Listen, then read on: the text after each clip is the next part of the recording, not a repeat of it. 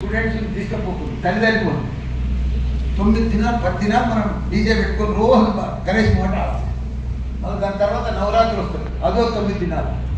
దాని తర్వాత మళ్ళీ దీపావళి వస్తుంది. ఇట్లా పండుగలు వస్తాయి.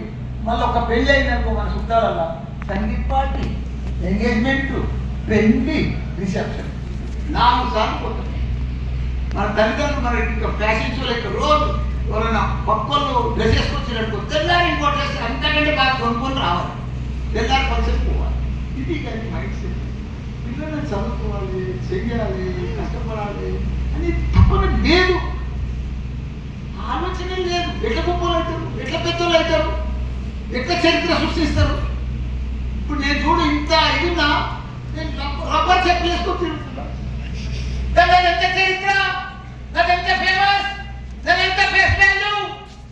ఒక ఎంపీ అయినా, ఒక మినిస్టర్ అయినా, మళ్ళీ ఇప్పుడు ఎమ్మెల్యే, ఇంత పెద్ద విద్యా సంవత్సరాలు నేను ఓదను. ఇది చరిత్ర కావాలా? మేము ఫంక్షన్లకు పోయి, పార్టీలకు పోయి, పిక్నిక్లకు పోయి మన హెల్త్ ఖరాబ్ చేసుకొని, ప్రాబ్లమ్స్ ఫేస్ చేసుకొని అట్లా కావాలా?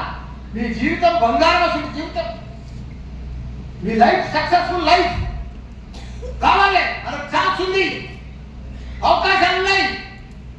ఈ రోజు సంది మేము చెప్పినట్టు 4 ఏళ్ళు మా దగ్గర ఉంటే